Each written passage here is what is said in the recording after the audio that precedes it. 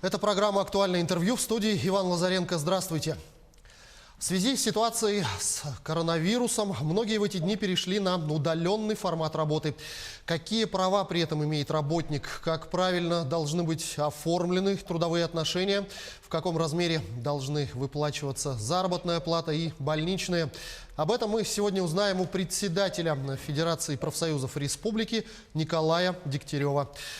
Николай Николаевич, я вас приветствую. Здравствуйте. Добрый день. Ну, скажите, кем должно приниматься решение о том, что работник переходит на удаленный режим работы, на дистанционную работу, либо оформляется в досрочный отпуск? Еще раз добрый день. Понятия удаленного у нас в трудовом законодательстве пока еще нет, поэтому мы соотносим на дистанционную работу. Решение, конечно же, принимается работодателем, но при этом здесь надо тоже немножко различать. Если это дистанционная работа, то однозначно только по согласованию с работником, и при этом должна быть составлено дополнительное соглашение к трудовому договору. То есть, прежде всего, принимается локальный акт о переводе на дистанционную работу с учетом мнения профсоюзной организации, а потом уже с каждым работником должны быть подписаны дополнительные соглашения, потому что там меняются условия работы. Ну а если ситуация, что работник не согласен с тем, что ему предлагает работодатель, какие у работника на этот случай есть права? Во-первых, работник, то есть работодатель не имеет права без согласования с работником перевести его на удаленный, на дистанционную работу. Здесь, конечно же, какие права? Работник может это дело обжаловать в надзорные органы, Гострудинспекцию, прокуратуру, или же обратиться в свои профсоюзные организации. Но вот многих, кто уже перешел на дистанционную работу или кто только планирует, очень волнует вопрос оплаты труда. Полностью ли оплачивается в таком случае работа? Да, вот я уже говорил о том, что меняется только место работы. Но если человек выполняет все то, что ему положено, выполняет свою работу, то однозначно заработная плата должна быть сохранена. Но здесь есть, если не перевод, если на простое, то это совсем другие понятия. И в целом мы рекомендуем, чтобы при переводе на дистанционную работу сохранялись среднюю заработную плату. Но вот о тех, кто остается работать все-таки на своем рабочем месте, но за счет того, что ряд коллег ушел на дистанционную работу или в вынужденный отпуск, то объем работы увеличивается, например, у врачей. Как в этой ситуации должен поступить и работник, и работодатель?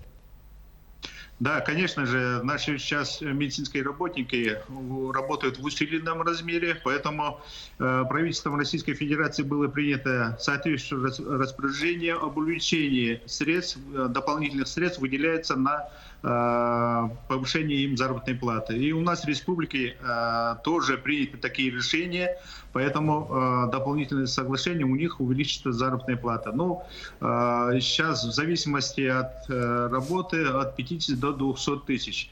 Но вот по настоянию нашего отраслевого профсоюза здравоохранения они ставили вопрос не только медицинских работников, но и обслуживающий персонал, который работает непосредственно в обслуживании, имеется в виду по обсерваториям, которые сейчас работают, которые открыты во всех районах.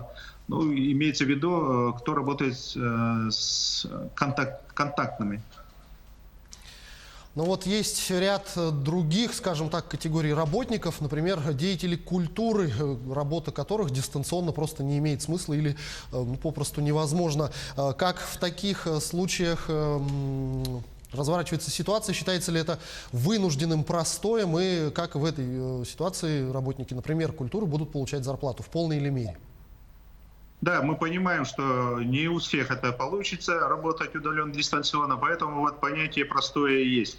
Ну, согласно Трудового кодекса, второй части 157 статьи, на самом деле не ниже 2/3 по окладу, да, но это говорит не менее. Поэтому вот как раз также отраслевой профсоюз работников культуры также рекомендовал, чтобы сохранять среднемесячную заработную плату даже в условиях простоя.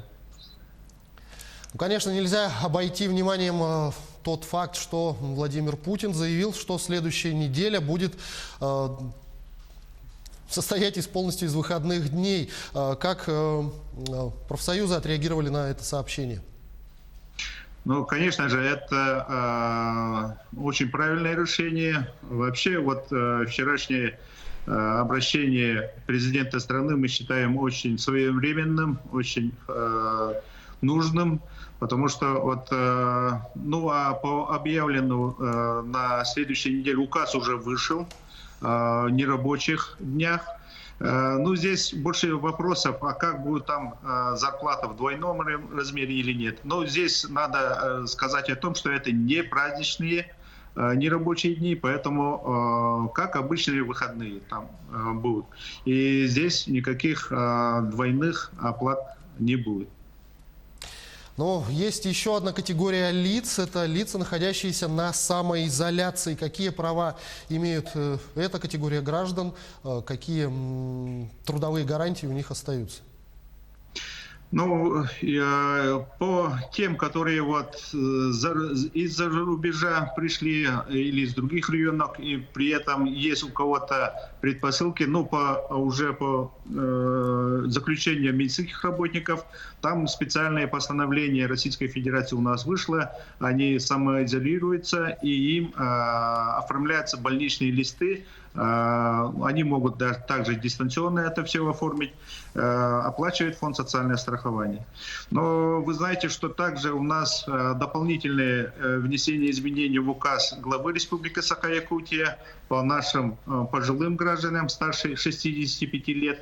Вот здесь, конечно же, вот на наш взгляд, есть все признаки карантина, поэтому и им должны быть на самом-то деле оформляться больничные. Но пока этот вопрос не решен, поэтому мы рекомендуем, у нас тоже есть работники, мы уже их перевели со вчерашнего дня на удаленный доступ работы с сохранением средней заработной платы. Мы также и предлагаем другим, вот как раз нашим пожилым коллегам, чтобы перевести на удаленную работу.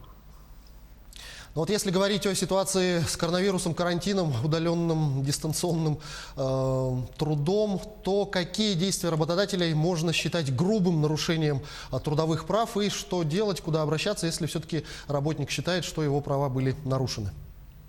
Ну вот, как я уже говорил, без согласования работника менять условия нельзя, да, или без дополнительных соглашений.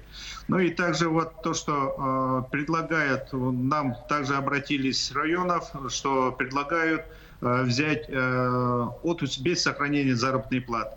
Мы считаем, что это уже нарушает права работников, поэтому мы предлагаем, чтобы все эти вопросы, ну как у нас есть и надзорные органы, сейчас уже прокуратура проводит, так скажем, семинар совещания в районах. Ну и также мы предлагаем, чтобы если такие нарушения будут, то обращаться в профсоюзные органы и в надзорные органы. Вот если говорить об обращениях, то в свете последних событий много ли поступает к вам обращений на ту или иную тему в Федерацию профсоюзов?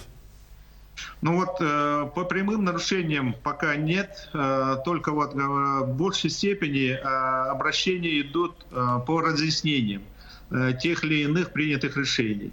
Поэтому мы на нашем сайте рекомендации и позиции Федерации профсоюза все есть. Мы будем в оперативном порядке все это вывешивать. Ну и также сегодня у нас состоялся президиум Федерации профсоюзов, где нашим членским организациям также рекомендовано, чтобы они уже составили свои рекомендации, отраслевые рекомендации для своих первичных организаций, для предприятий организаций республики.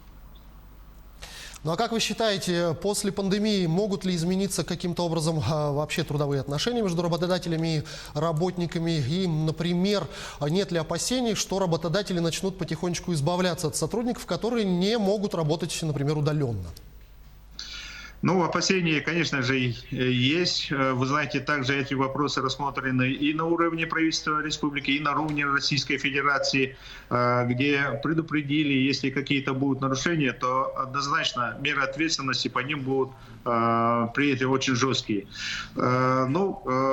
Здесь, конечно же, хочу сказать, что есть опасность именно вот в малом и среднем бизнесе, где фактически нет трудовых отношений, и очень много людей у нас работает по гражданско-правовым договорам.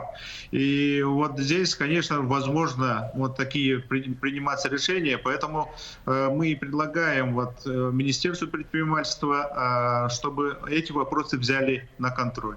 В целом, не зря вот принимаемые решения и вот, главой страны и нашей республики в целях сохранения рабочих мест, также и для малого и среднего бизнеса будут предприняты очень много и льгот, гарантий, чтобы сохранялись рабочие места.